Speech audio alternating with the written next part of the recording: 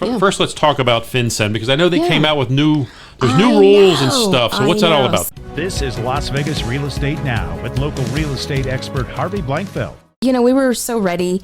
It was actually supposed to take effect in January, and then they moved it to March. Okay. Right? And so we got started with it. We got all the systems set up, which everyone has to be prepared for. Yeah, you better, right? Escrow, right. So, and it was those that were already opened in escrow. So we had to consider all of those things. Oh, wow. Yes. So you kind of retroactively. Because it had to close at the time that it was going to change. So we were ready to go, did it. And I just want to say I'm super proud of the fact that the system that we're using, it's clear to close, could be the same day. Wow. Right? So nice. we were a little nervous. Sure. Because it's kind of out of our control to a certain degree, because it's a third party, right, inputting. Super easy process. We didn't have any complaints from the consumer, which is always a plus. Yeah. And I say that proudly because I want everybody listening to understand that this is a very easy way to do this when the systems are in place. So don't be afraid of it. Yeah. And it happens very quickly as soon as you input your stuff. So anyway, fast forward says, hey, woohoo, everything's on hold. We're time out, right? So we're like, what is happening? What spurred this on? So I'm going to read just a little bit because. Oh, okay. Yes. Let's hear what they had to say. A little story. Yeah, let's hear the story. And let me tell you who brought this to our attention. So this is Miss Celia Flowers, and Celia is in Texas. In fact, she's a licensed title company in 80 Texas counties. Wow. Flowers Title. I did not know she existed, but now we all know who she is. Yeah. Celia.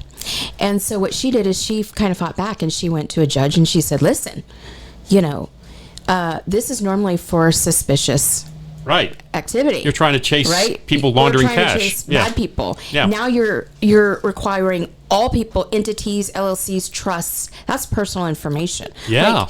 Now you're accusing, in a sense, that they're just as suspicious as who you thought were going to be. Right. So she put that and said, according to the, where was it here? The Bank Secrecy Act. Okay. I did not know this. Oh. Yes. And so she went to and argued that with Congress and said, wait a minute, this is not fair. Okay. And again, I think, and anyone listening that's even followed any of this information, just even over the past, how many, 15 years. Right. It is all about the consumer right now. We want to protect you guys. Yeah. Right? And so all these things are come into play. So she's, again, looking out for everybody, saying, hey, we got to protect this. We're not all suspicious. Right. And you're putting us in that category. Wow. So we're kind of waiting to see what happens. So the new rules have not been implemented? No, it's been stopped. Okay, so we're not taking in any other information at this point until we're directed to, so. Yeah, and look, for the vast majority of us who are closing these, we don't, I don't know what they're going to find out about me that they don't already know. Yeah. There might be stuff, I suppose, but but I get it. Yeah, we start giving up all of our privacy. Yeah. That's a slippery slope. And the thing is it affected both buyers and sellers. Right. So this was a big deal because everybody in the transaction really, both parties were affected by that. So they were digging deep on both sides. Yeah. So, I get it, to be honest. Right. Because it all happens so quickly. You don't have time. You don't have time to have enough research on it. So I got to do this. I got to do it. What am I going to do? The federal government said I'm going to do it too, because I don't want to not be in compliance, quote unquote. Yeah. So I get it. Yeah. So that's cool. So she's 80. How many counties are there? There must be 80 counties in Texas, I'm guessing. She's licensed in more than 80. More than 80. Okay. Yeah, so that's got to be all of them. I can't imagine there's many more than 80. That's a lot of counties. Yeah. But Texas is a big state. It is a big state. But good for her. So good for her. Good for her. That's very cool. I'm glad you brought that to our attention. That's a story. When I was working in the casinos, we had pizzerias in the casinos when I was working in there, and FinCEN rules in the casinos are very, very tight. They're because that's like a money laundering paradise in a casino.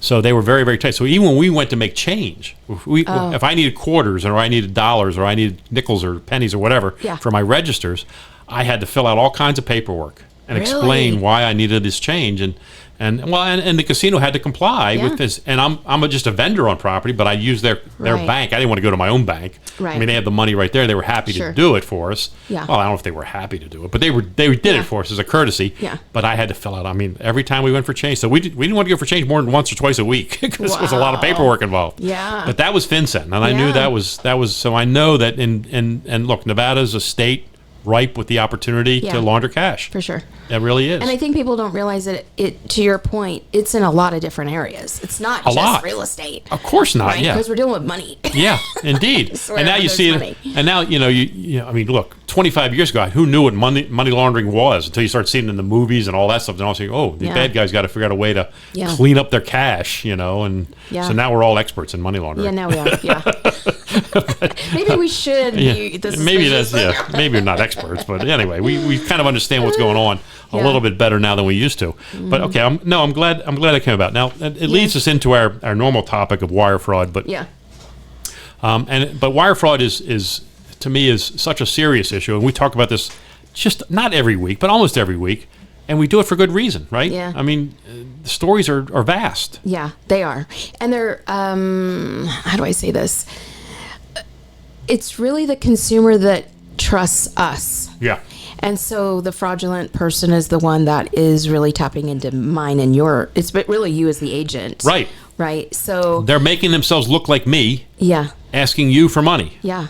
For your deposit or your balance or whatever it is. Yeah. They're asking you for that money, and or you need to wire more money. Yeah. So they may have done one wire. Right. And now they're coming back and saying, hey, which has happened, you need to wire us more money. And it looks like it's coming from you. Right. From the title company's asking or whatever it is. So okay. So here's my rule. First of all, our broker doesn't let you guys send wire instructions to us anyway. We're out of the loop when it comes to that. We won't do it. Which is smart. We don't want to be bothered with that. I don't want to have one more opportunity for a bad guy, because if they're watching anyone's email, they're watching mine. They're watching yours. Because they know I do the business. And so they're going to say, well, if he's got clients, let's see if we can't steal their money from him.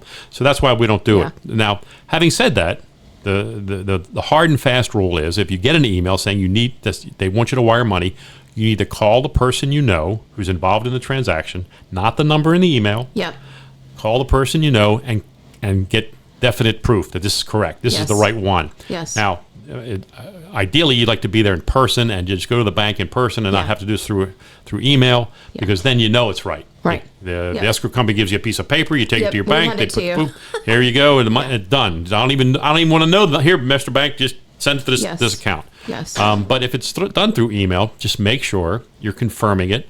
Yeah. You're calling your escrow officer, you're calling your real estate agent, somebody to verify it for you. Yeah. Not the number in the email you just got, because that's a burner phone. Yeah, for sure. And we're not texting all this out either, just so you know. Right. It's not coming in text. It's not coming in any kind of electronic form. Right. Just whatever you think that is, it's not coming that way. Yeah.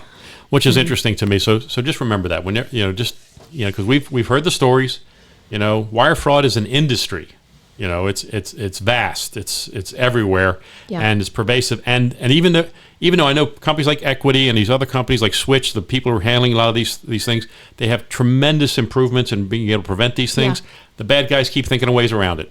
Well, what happens is they will avoid, and they won't send you. There's just certain things that'll happen that even a fraudulent client. Yeah. That they won't, and we get those too, and they won't send you their ID. They won't do certain things. So we're all trained to identify those emails. Excellent. Mm-hmm. Yeah. I mean, I know, I get emails all the time. I can tell are fraudulent. I mean, I'm a realtor, and people are always trying to get money from me. I mean, they think I made them money for some reason, so they're always trying to chase money from me. And so, I see this stuff all the time. But I miss them too. I mean, it happens. You're like, oh shoot, I shouldn't have clicked on that. Yeah. And now you got to clean that mess up.